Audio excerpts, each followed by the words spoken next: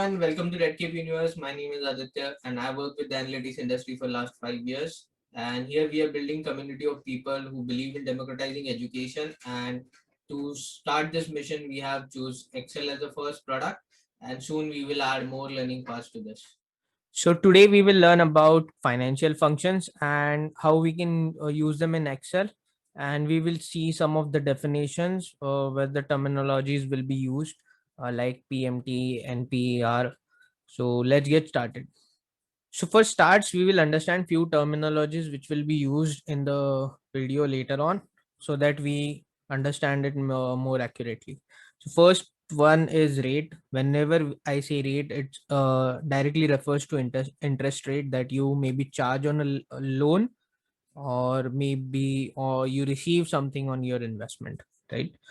NPER is basically, you could tell, as a repayment towards your loan, maybe in monthly installment. You call it as an EMI, or you could call it as a like pay towards your loan.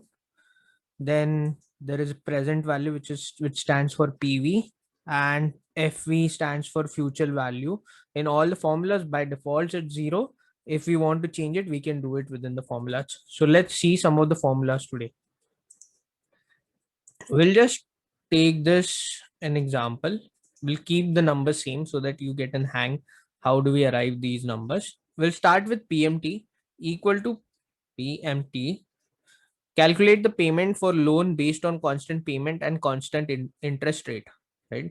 So generally, for whatever tenure you have, if you have loan interest rate changes, first you do it for the first tenure, then you change your calculation post the first part of the tenure is closed, and then you redo the calculation.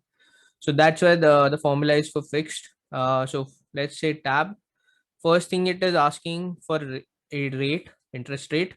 So right now we are doing it at 5%, but 5% is an annual interest rate. It could be monthly also if you are using a credit card. So let's say we are just taking an example of home loan or home mortgage. So we'll say 5 divided by 12. 5 means is at 6 divided by 12, comma. NPER is basically tenure, for how much time you want to keep this loan and pay it back in how much time, right? We are saying 60. So over here, 60 means months. So general formula takes months into account, because that these many parts has to be paid to the bank or lending organization. So we'll say 60, and it says you have to provide PV.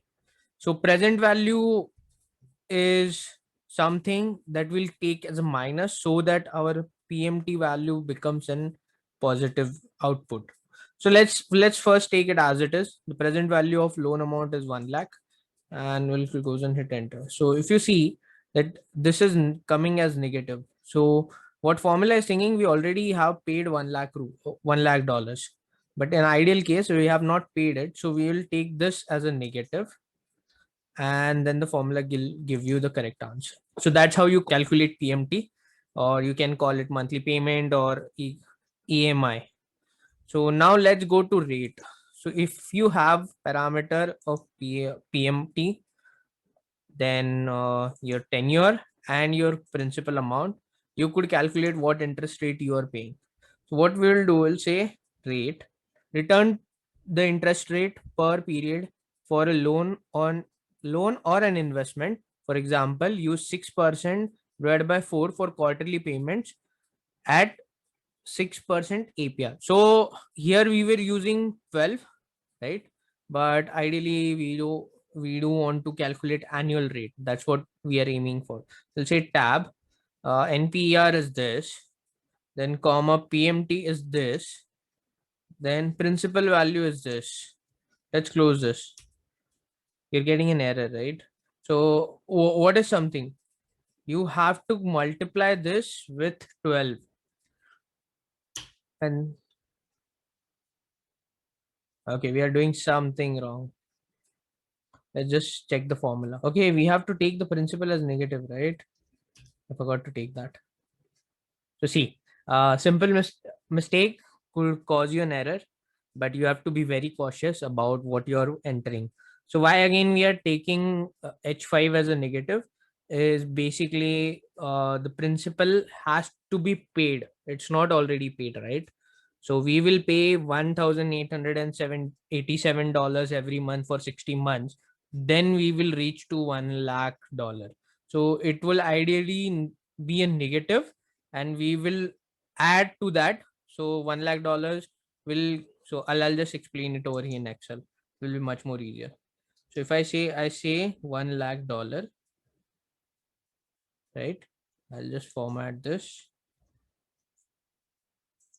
Yeah. So this is negative, and you are going to pay $1,887, right, per month. So it will be basically added to your principal, right? Your principal will be keep on reducing as in when you make payment, right? So that's why we have to take this number as a negative every time in formula. How do you calculate PV? That is something we will look at now. So let's say equal to PV, return the percentage value of an investment, the total amount that a series of future payment is worth now. Okay, so we could calculate the present value is basically that whatever value you hold, how much it is worth right now. So let's, how to calculate that? First, we have to insert rate, that is this, divided by 12, comma, NPR is 60, PMT is this. We don't have any future value. So we'll close this, hit enter. So it's negative. Now, here we have to take PMT as negative. So what we'll do is we'll say press H9. Yeah. So we know that present value of that loan is $1 lakh because we haven't paid anything to the system yet. We have to pay entire thing. Right. Now let's calculate NPER. Let's equal to NPER. First it is asking for rate. Again, rate is this divided by 12. That's an annual rate.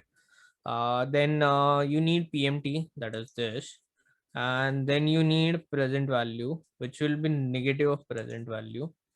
Close, hit enter. You get 60 months, right? Then let's calculate the future value equal to FV. What it says, returns the future value of an investment based on the periodic constant payment and a constant interest rate. So here it is something basically like doing an recurring deposit into your account that you are paying every month same amount, and at the end of the tenure, let's say 60 months is 5 years, at the 5 years end what you will get, that is something you are calculating. And this will be helpful to even calculate your financials, your own financials, and to predict how much worth it will be in the future. So let's just say rate. First thing is this, again divide by 12. NPER is 60, you are taking 5 years term, then comma, then there is a PMT. PMT is 1887, something that you will pay towards your investment. That's what we are assuming right now. And we'll close this. But now again, this is coming as negative because you will keep on adding this value every month. So you are basically removing it from your own capital and putting it up for investment, right? So you have to make it negative in terms to get in positive output. And these are some things that you learn in the process, or if you know already, then you might be from commerce background, or someone who works with accounting data. So that's how you get 128 336. So that's it for today. There are many more formulas from financial part, but these are like most used and mostly helpful for your own financials as well. Thank you very much for watching this video. And if these videos are adding values to your learning goal, please hit like, subscribe for more content like this, and share it with your friends and family, because we release videos on every Monday, Wednesday, and Friday. And share your thoughts in the comment section so that we know what you want to see next. So thank you and bye bye.